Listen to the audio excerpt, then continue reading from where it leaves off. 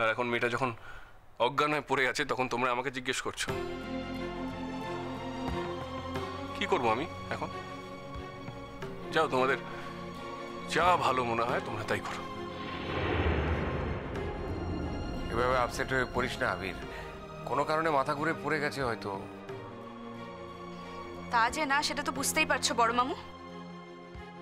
ওই যে ওই সরস্বতী, ও তো পালিয়ে গেছে, তার মানে ওই শালুককে কিছু করেছে।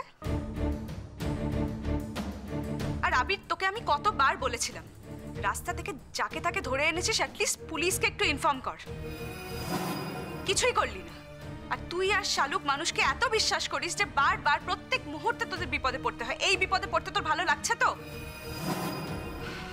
কতবার বলেছি তোদের যে এক কথায় মানুষকে বিশ্বাস করিস না। ফুলদি, এখন কি তুমি দাঁড়িয়ে দাঁড়িয়ে আমাকে জ্ঞান দেবে? আবির, এটা জ্ঞান দেওয়ার কথা না, আমি একটা শিক্ষা দিচ্ছি তোকে। ফুলদি, মেয়েটা চলে গেলে তো আমার শিক্ষার আর কোনো জায়গা থাকলো না। এই শিক্ষা তো আমি কোনোদিন চাইনি। কেন এরকম অলক্ষণে কথা বলছিস বলতো? চলে যাবে মানে? চলে যাওয়া কি এত সহজ নাকি? আচ্ছা শ্রাবণীল, তুমি ওকে একটু ধরো না, একটু হেল্প করো না। আমি এই দৃশ্য দেখতে পাচ্ছি না, আর কিছুতে দেখতে পাচ্ছি না।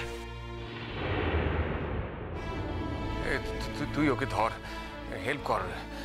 এখন তো এভাবে কান্নাকাটি করলে চলবে না, এতটা পথ নিয়ে যেতে হবে আমাদের, চেষ্টা তো করতে হবে বাঁচানোর। মা প্লিজ, এখন তুমি কাঁদছো কেন? হ্যাঁ, কেন কাঁদছো? এখন তো তোমার কাঁদার কোনো জায়গা নেই। তোমার কাছে তো ফুলদির বিয়ের শপিংটা বেশি ইম্পর্টেন্ট। তোমরা শালুককে একা ফেলে দিয়ে চলে গেছো। তোমাদের এইটা মনে হয়নি যে সরস্বতীর ভরসায় শালুককে তোমাদের ছাড়া উচিত নয়, কারণ এর আগে অলরেডি একটা ইনসিডেন্ট ঘটে গেছিল। সেটা তোমাদের মনে হয়নি।